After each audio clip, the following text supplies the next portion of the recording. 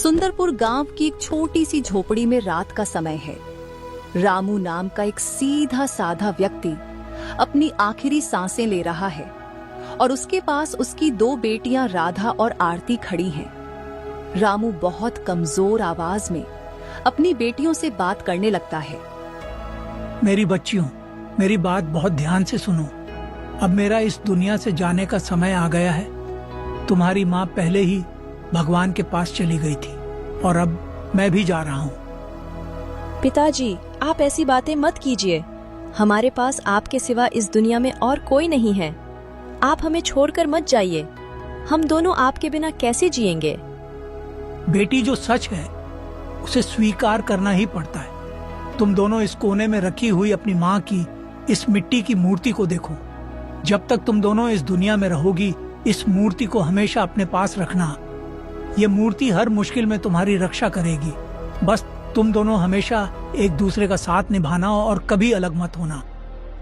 पिताजी, हम आपकी कही हर बात मानेंगे। मैं आरती को कभी खुद से दूर नहीं होने दूंगी। अब मेरा समय पूरा हो चुका है। आरती को बहुत पढ़ाना और उसे एक बड़ा इंसान बनाना। मुझे तुम दोनों पर पूरा भरोसा है।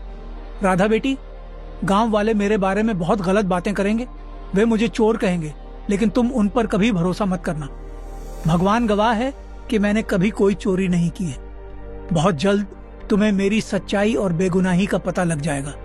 तुम बस हिम्मत रखना। रामू अपनी दोनों बेटियों के सिर पर हाथ रखता है और हमेशा के लिए अपनी आंखें बंद कर लेता है।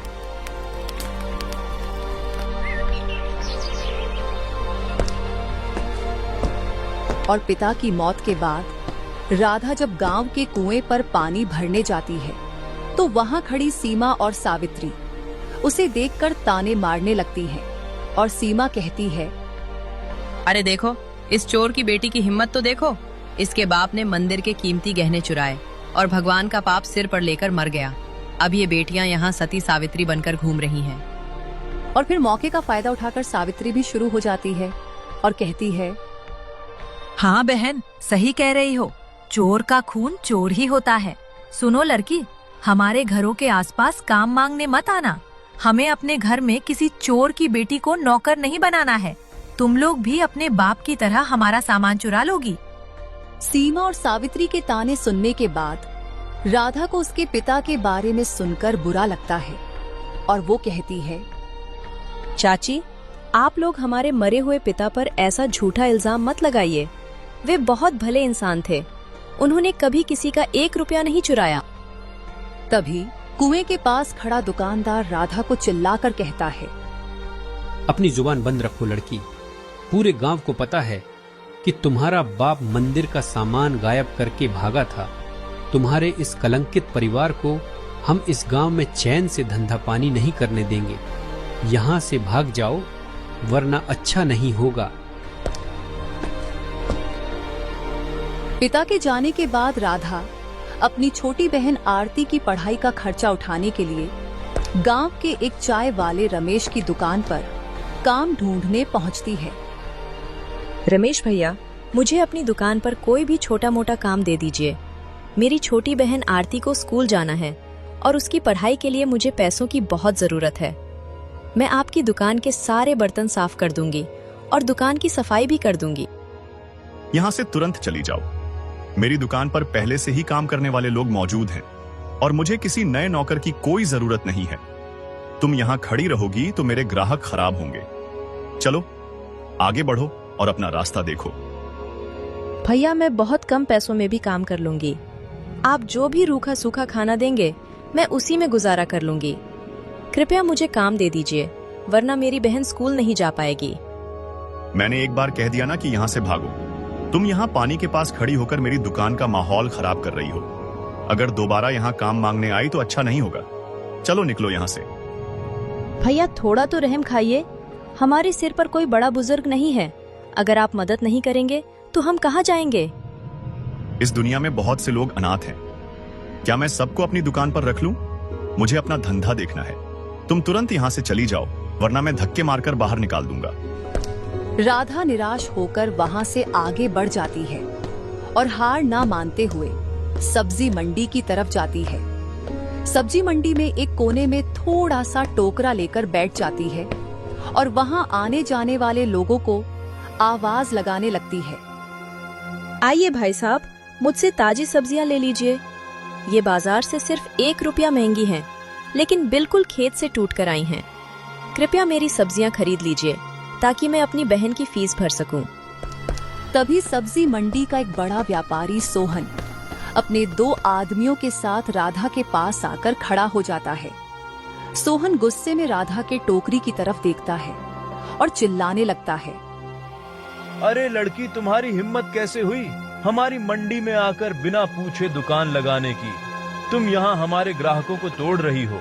अपना ये टोकरी उठाओ और यहाँ से तुरंत दफा हो जाओ। सोहन भैया, मैं तो बहुत छोटी सी जगह पर बैठी हूँ। मैं आपकी दुकान के ग्राहकों को नहीं ले रही हूँ। मुझे बस थोड़े से पैसे कमाने हैं ताकि मैं अपनी बहन की फीस भर सकूं। कृपया मुझे यहाँ बैठने दीजिए। हमें तुम्हारी बहन की पढ़ाई से कोई लेना देना नहीं है। अगर तुमने 2 मिनट के अंदर यह जगह खाली नहीं की तो मैं तुम्हारा यह सब्जियों का टोकरी बाहर फेंकवा दूंगा। यहाँ सिर्फ बड़े व्यापारियों का धंधा चलता है, तुम जैसे गरीबों का नहीं। भैया ऐसा मत कीजिए। मैंने ये सब्जियां कर्ज लेकर खरीदी हैं। अगर ये नहीं बिकी तो मैं बर्बाद हो जाऊंगी। कृपया मुझे आज का दिन यहाँ बैठने दीजिए। तुम प्यार से बात नहीं समझोगी। रामू, जल्दी से इसकी टोकरी उठाओ और मंडी के बाहर फेंक दो। इसे पता चलना चाहिए कि मंडी के नियम क्या होते हैं। नहीं भैया, मेरे टोकरी को हाथ मत लगाइए। मैं खुद यहाँ से चली जाती हूँ। मुझे मत मारिए। राधा अपना टोकरा उठाती है और रोते हुए अपनी झोपड़ी में वापस आ जाती है। झोपड़ी के अंदर आरती अपनी किताबें लेकर पढ़ रही है और राधा को देखकर उठकर खड़ी हो जाती है। दीदी, क्या आज आपको कहीं कोई काम मिला? मुझे बहुत भूख लगी है और घर में खाने के लिए एक दाना भी नहीं बचा है। क्या हमारे पास आज भी कुछ खाने को नहीं है? आरती, तुम चिंता मत करो। जब तक तुम्हारी ये दीदी जिंदा है, तुम्हें भूखा नहीं सोने देगी। मुझे चाय की दुकान और सब्जी मंडी में तो काम नहीं मिला, लेकिन मैंने गांव के मंदिर में बात की है। कल से मैं मंदिर में साफ सफाई का काम करूंगी। दीदी, आप मेरे लिए बहुत मेहनत करती हैं। मुझे अच्छा नहीं लगता कि आप दिन भर भटकती रहती हैं और लोग आपको दुत्कारते हैं। क्या मैं अपनी पढ़ाई छोड़ दूं और आपके साथ काम करने लगूं? तुम ऐसी बात दोबारा कभी अपने मुंह पर मत लाना आरती। पिताजी का सपना था कि तुम बहुत पढ़ लिख कर एक बड़ी अफसर बनो। मैं चाहे जो करूं, लेकिन तुम्हें जरूर पढ़ाऊंगी। तुम बस अपनी पढ़ाई पर ध्यान दो और अच्छे नंबर लेकर आओ। ठीक है दीदी, जैसा आप कहें। मैं बहुत मन लगाकर पढ़ूंगी और एक दिन आपकी सारी गरीबी दूर कर दूंगी। मैं पापा का सपना जरूर पूरा करूंगी। मुझे तुम पर पूरा भरोसा है आरती। अब तुम ये थोड़ा सा पानी पियो और सो जाओ। कल सुबह मुझे जल्दी मंदिर जाना है। सुबह के समय राधा मंदिर के प्रांगण में झाड़ू लगा रही है। तभी मंदिर के पंडित केशव हाथ में पूजा की थाली लेकर बाहर आते हैं। राधा, तुमने आज पूरे मंदिर को बहुत अच्छे से साफ किया है। ये लो भगवान का प्रसाद और यह तुम्हारी मेहनत के कुछ पैसे हैं। इनसे तुम अपनी बहन के लिए खाना ले जाना। पंडित जी, आपका बहुत बहुत धन्यवाद। इन पैसों से मैं आरती के स्कूल की नई किताबें खरीद लूंगी। मुझे बस आशीर्वाद दीजिए कि मैं अपनी बहन को पढ़ा लिखा कर एक अच्छी जिंदगी दे सकूं। भगवान तुम दोनों बच्चियों का भला करेंगे। तुम्हारे पिता बहुत भले इंसान थे और उन्होंने हमेशा इस मंदिर की सेवा की। तुम चिंता मत करो, सब अच्छा होगा। पंडित जी, गांव के लोग कहते हैं कि हमारे पिता ने मंदिर में कुछ गलत किया था। क्या ये सच है? मुझे सच जानना है। दुनिया का काम तो कहना है बेटी। तुम लोगों की बातों पर ध्यान मत दो और सिर्फ अपनी बहन के भविष्य पर ध्यान लगाओ। लोग तो कुछ भी बोलते रहते हैं। लेकिन पंडित जी, जब लोग हमारे पिता को चोर कहते हैं तो मेरा दिल टूट जाता है।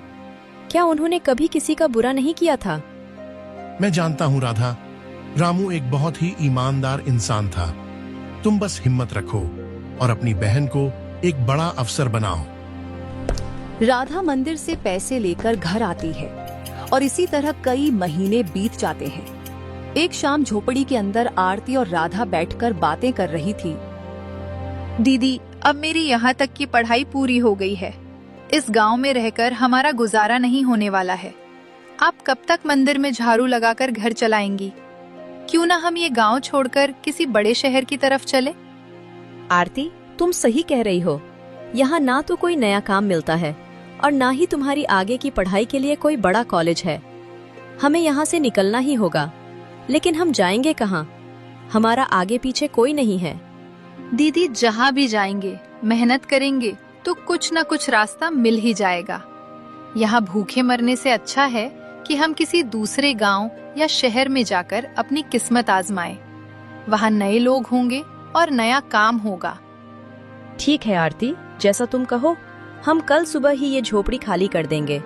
तुम अपना सारा सामान समेट लो, हम एक नई शुरुआत करेंगे।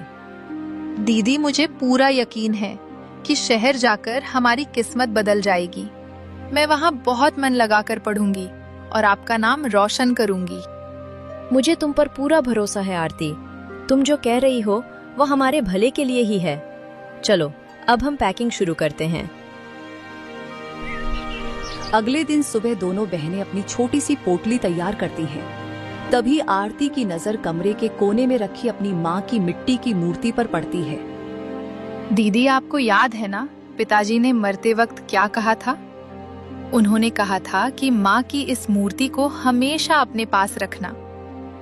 हाँ आरती, मैं तो इस मूर्ति को भूल ही रही थी। ये हमारे माता पिता की आखिरी निशानी है।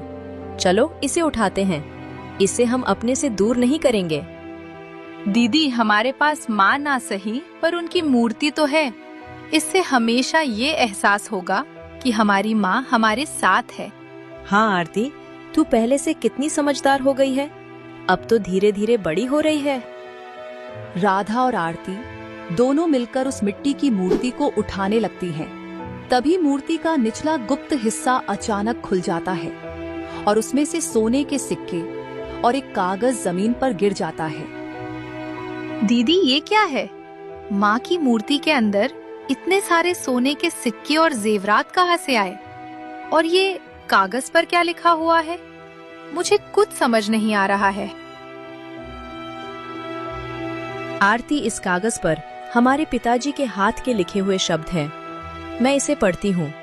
इसमें लिखा है कि मेरी प्यारी बेटियों, अगर तुम ये खत पढ़ रही हो तो इसका मतलब मैं इस दुनिया में नहीं हूँ। दीदी, आगे क्या लिखा है? जल्दी बताइए, मुझे बहुत डर लग रहा है। क्या पापा ने हमारे लिए कुछ लिखा है? इसमें लिखा है कि गांव के कुछ चोरों ने मंदिर के गहने चुराने की कोशिश की थी। मैंने उन गहनों को चोरों से बचाकर इस मूर्ति के अंदर छुपा दिया था। चोरों को पता चल गया था कि गहने मेरे पास हैं, इसलिए वे मेरी जान के पीछे पड़े हैं।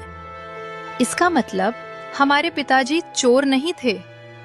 गांव के लोग जो कहते थे कि पिताजी ने चोरी की थी, वह सब झूठ था। पिताजी ने तो मंदिर के गहनों की रक्षा की थी और अपनी जान दे दी। हाँ आरती, आज हमारे पिताजी पर लगा हुआ सारा कलंक मेरे दिल से धुल गया है। हमारे पिताजी एक सच्चे और बहादुर इंसान थे। अब हम इन गहनों को अपने पास रखेंगे और इनसे तुम्हारी आगे की पढ़ाई पूरी करेंगे। चलो, हम तुरंत यहाँ से निकलते हैं। दीदी, हमें इन गहनों को बहुत संभाल कर रखना होगा। अगर उन चोरों को पता चला कि गहने हमारे पास हैं, तो वे हमें भी नहीं छोड़ेंगे। तुम सही कह रही हो आरती। मैं इन्हें अपनी पोटली में सबसे नीचे छुपा देती हूँ। किसी को भनक भी नहीं लगेगी। चलिए दीदी, अब एक पल भी यहाँ रुकना ठीक नहीं है। हमें तुरंत नदी के किनारे चलना चाहिए और यहाँ से दूर निकलना चाहिए। दोनों बहनें गांव के किनारे बहने वाली नदी के घाट पर पहुंचती हैं। वहां दूसरे किनारे जाने के लिए बहुत सारे यात्रियों की भारी भीड़ जमा है। दीदी, यहाँ तो बहुत ज्यादा भीड़ है और अचानक मौसम भी कितना खराब हो गया है। चारों तरफ धूल भरी तेज आंधी चल रही है और कुछ दिखाई नहीं दे रहा है। मुझे बहुत डर लग रहा है। आरती, तुम घबराओ मत। मेरा हाथ कसकर पकड़ लो और भीड़ में मुझसे दूर मत होना। ये सिर्फ एक मामूली आंधी है। हम जल्दी ही यहाँ से निकल जाएंगे। दीदी, पीछे से लोग बहुत जोर जोर से धक्का दे रहे हैं। आंधी के कारण चारों तरफ धूल उड़ रही है और लोग अपनी जान बचाने के लिए इधर उधर भाग रहे हैं। दीदी, मेरा हाथ छूट रहा है। आरती, हिम्मत मत हारो। भीड़ में अपनी पकड़ ढीली मत होने देना। मैं तुम्हें खुद से अलग नहीं होने दूंगी। तुम बस मेरा हाथ थामे रखो। दीदी, पीछे से बहुत बड़ा रेला आया है। लोग चिल्ला रहे हैं। मेरा हाथ आपकी उंगलियों से फिसल रहा है। आरती, कसकर पकड़ो।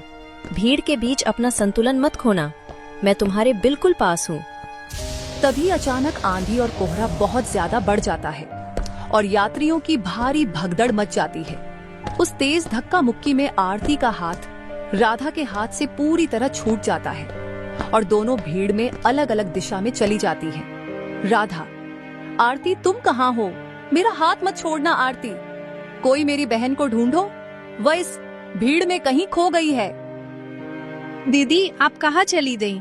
मुझे रास्ता नहीं मिल रहा है। चारों तरफ बहुत अंधेरा और धूल है। मुझे बचाइए दीदी। आरती, अपनी आवाज दो और मुझे देखो। मैं घाट के इस कोने पर खड़ी हूँ। भीड़ से बाहर निकलने की कोशिश करो। दीदी, यहाँ बहुत सारे लोग हैं। मुझे आपकी आवाज बहुत दूर से आती हुई लग रही है। दीदी, मुझे अपने पास बुला लो।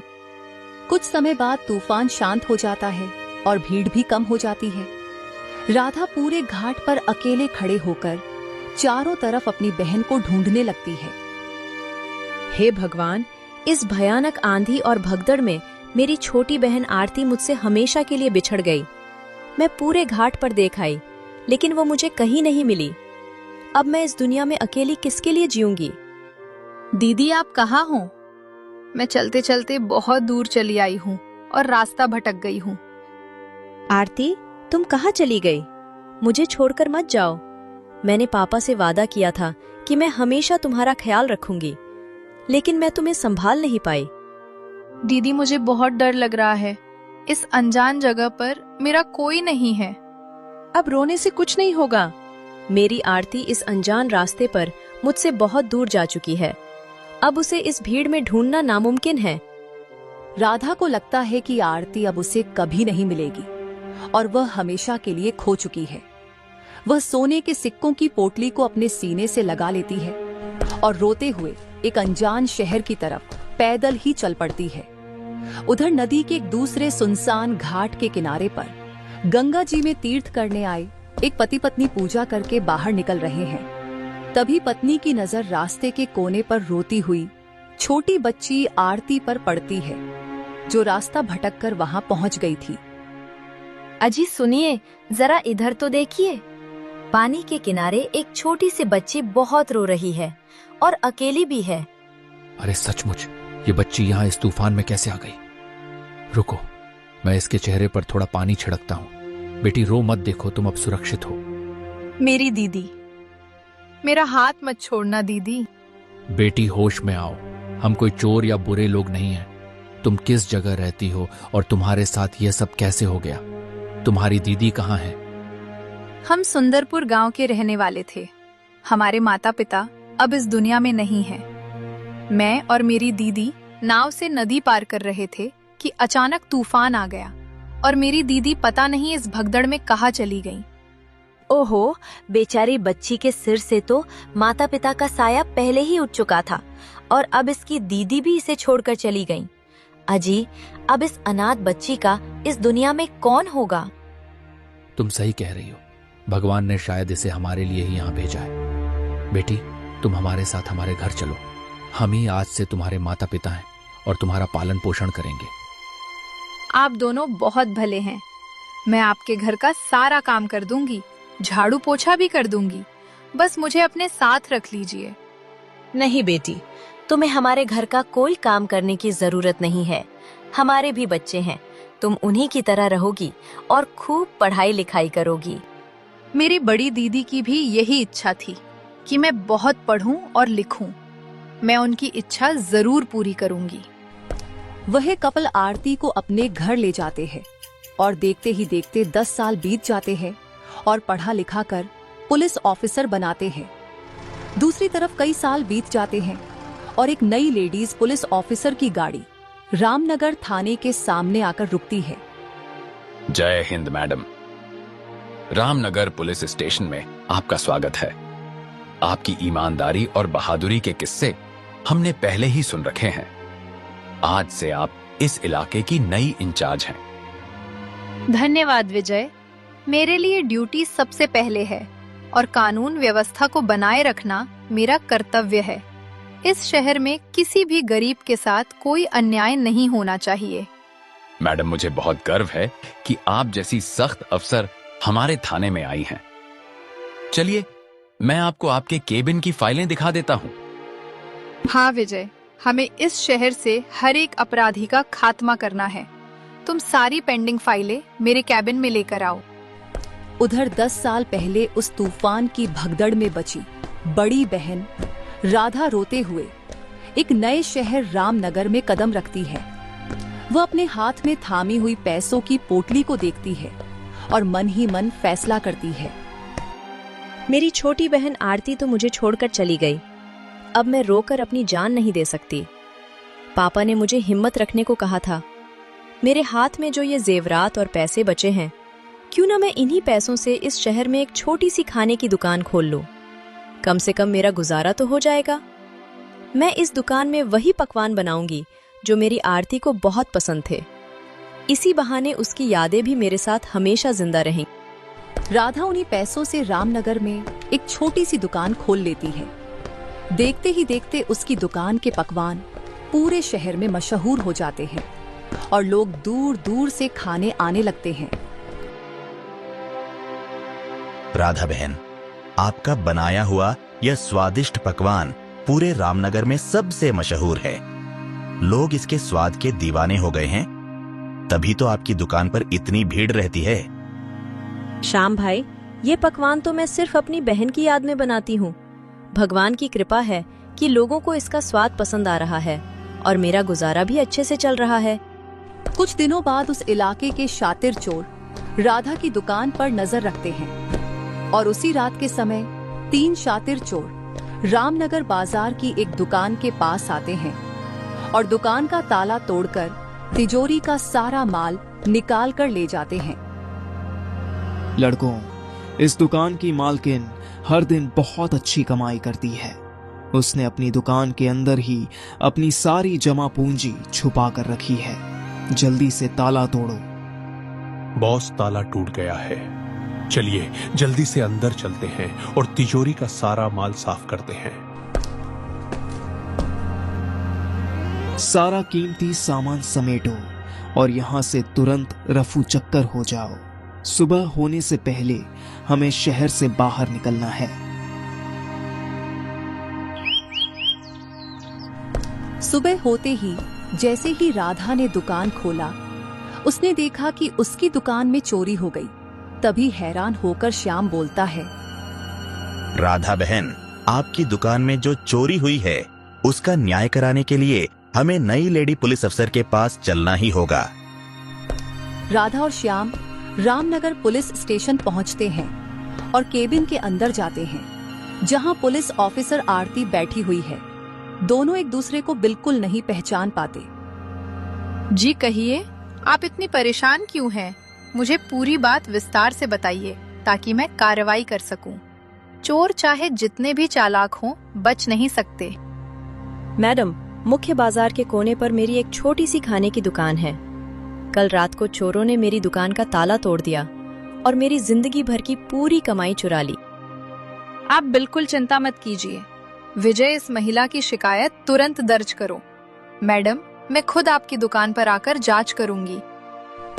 कुछ समय बाद आरती अपने कांस्टेबल विजय के साथ राधा की दुकान पर पहुंचती है और दुकान का मुआयना करने लगती है। दोपहर होते होते आरती काफी थक जाती है तो राधा एक थाली में पकवान लेकर आती है। मैडम, आप सुबह से मेरी दुकान के लिए परेशान हो रही हैं और बहुत थक गई होंगी। ये मेरी दुकान का विशेष पकवान है, कृपया इसे थोड़ा सा चख लीजिए। नहीं राधा जी, जब मैं ड्यूटी पर होती हूँ तो किसी का दिया हुआ खाना नहीं खाती। ये हमारे पुलिस के नियमों के खिलाफ है। मैडम, ये कोई रिश्वत नहीं है। आप मेरी छोटी बहन जैसी हैं और सुबह से भूखी हैं। बस एक निवाला खा लीजिए, मुझे बहुत खुशी होगी। राधा के बहुत आग्रह करने पर आरती मना नहीं कर पाती और पकवान का एक टुकड़ा मुंह में रखती है। पहला निवाला खाते ही आरती स्तब्ध रह जाती है। राधा जी, ये स्वाद तो बहुत ही अनोखा है। ऐसा स्वाद मैंने अपनी पूरी जिंदगी में सिर्फ एक ही इंसान के हाथ में चखा था। मेरी बड़ी दीदी बिल्कुल ऐसा ही पकवान बनाती थी। मैडम, इसमें कोई गुप्त मसाला नहीं है।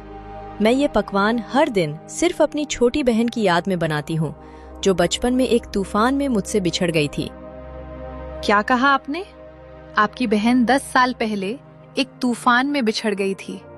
राधा जी, आपकी बहन का नाम क्या था और आप लोग किस गांव के रहने वाले थे? मैडम, मेरी उस प्यारी छोटी बहन का नाम आरती था। हम लोग सुंदरपुर गांव के रहने वाले थे। हमारे पिताजी की मौत के बाद हम लोग नदी पार कर रहे थे, तभी वाहन तूफान आया और हम दोनों बिछड़ गए। पता नहीं वो अब जिंदा भी है या नहीं।